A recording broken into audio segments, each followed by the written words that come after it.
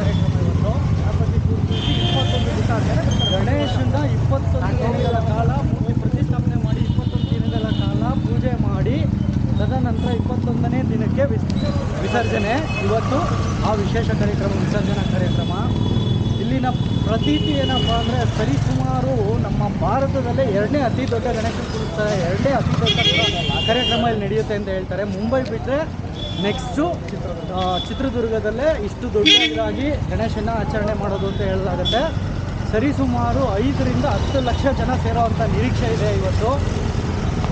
D ಜೆಗಳು, dance ಎಲ್ಲ 2 ವರ್ಷ ಕೋವಿಡಿಂದ ಜನಗಳಿಗೆ ಪರ್ಮಿಷನ್ ಕೊಟ್ಟಿರಲಿಲ್ಲ ಸಂಭ್ರಮಾಚರಣೆ ಮಾಡಲಿಕ್ಕೆ. ಈ ವರ್ಷ ಯಾವುದೇ ರೀತಿಯ ರಿಸ್ಟ್ರಿಕ್ಷನ್ಸ್ ಇಲ್ಲ.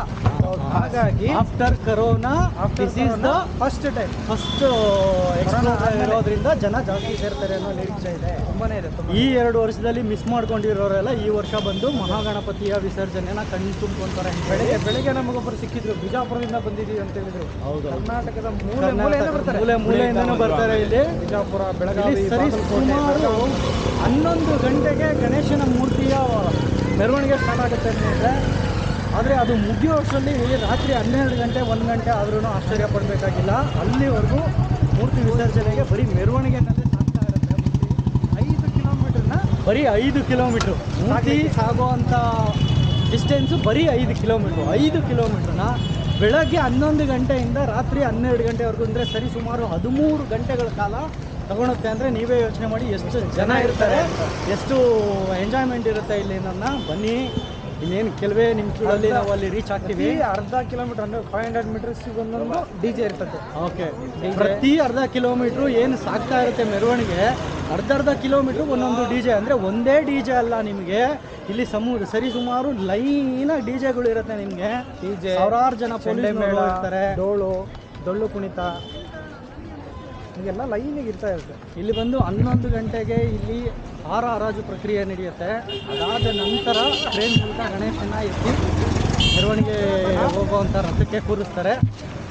ಗಣೇಶನ ಮೂರ್ತಿ ಜೊತೆಯಲ್ಲಿ ಶ್ರೀರಾಮನ ಪ್ರತಿಮೆ ಕೂಡ ಇಲ್ಲಿ ಮೆರವಣಿಗೆ ಆಗೋದು ವಿಶೇಷತೆ. ಶ್ರೀರಾಮನ ಪ್ರತಿಮೆ ಪ್ಲಸ್ ಗಣೇಶನ ಪ್ರತಿಮೆ ಇಂಡಿವಿಜುವಲ್ ಆಗಿ 2 ಬೇರೆ ಬೇರೆ ಗಾಡಿನಲ್ಲಿ ಬೇರೆ ಬೇರೆ ರಥಗಳಲ್ಲಿ ಇಲ್ಲಿ ಮೆರವಣಿಗೆ ಹೋಗುತ್ತೆ. ನೋಡಿ, ನಾನೀಗ ನಿಮಗೆ ನಮ್ಮ ಫ್ರಂಟ್ ವ್ಯೂ ತೋರಿಸ್ತೀನಿ. ಎಲ್ಲ ಕೇಸರಿಮಯ, ಎಲ್ಲರೂ ಕೇಸರಿ ಶಾಲ ಹಾಕ್ಕೊಂಡು ಹೆಂಗೆ ಬರ್ತಾ ಇದ್ದಾರೆ ನೋಡಿ. ಸೊ ಇದು ಸಬ್ ರೋಡು. ನಿಮಗೆ ಮೈನ್ ರೋಡ್ಗಳೆಲ್ಲ ಕ್ಲೋಸ್ ಇರುತ್ತೆ, ಯಾವುದೇ ಮೈನ್ ರೋಡ್ ಓಪನ್ ಇರೋಲ್ಲ. ಇಲ್ಲಿ D J sound already start ಆಗ್ತಾ ಇದೆ. ಡಿ ಜೆ ಸೌಂಡು ಕೇಳಿಸ್ತಾ ಇದೆ ಈಗ ಆಲ್ರೆಡಿ. ನೋಡಿ, ಇವೆಲ್ಲ ಸಬ್ ರೋಡ್ಗಳು. ನಿಮಗೆ ಮೈನ್ ರೋಡಿಗೆ ಹೋದರೆ ಕಂಪ್ಲೀಟ್ಲಿ ರೋಡ್ಗಳೆಲ್ಲ ಕ್ಲೋಸ್ ಇರುತ್ತೆ. ಇಲ್ಲಿಂದ ಯಾವುದೇ ರೀತಿ ವೆಹಿಕಲ್ಗಳನ್ನೂ ಮೈನ್ ರೋಡಿಗೆ ಅಲೋ ಮಾಡೋದಿಲ್ಲ. ಎಲ್ಲ ರೀತಿಯ ಮೈನ್ ರೋಡ್ಗಳು ಇವತ್ತಿನ ಕಾಲಕ್ಕೆ ಬಂದಿರುತ್ತೆ.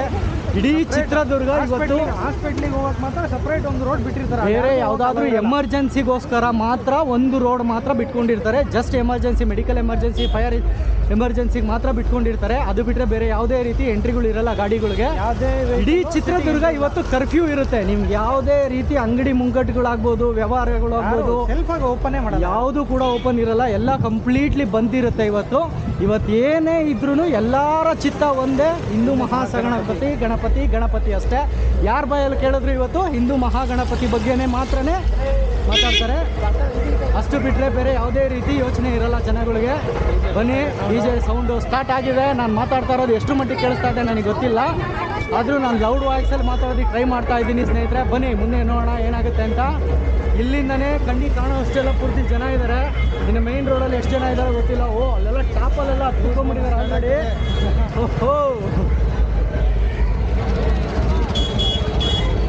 ಬಿಲ್ಡಿಂಗ್ ಮೇಲೆ, ಮರಗಳ ಮೇಲೆಲ್ಲ ಜನ ಇರ್ತಾರೆ.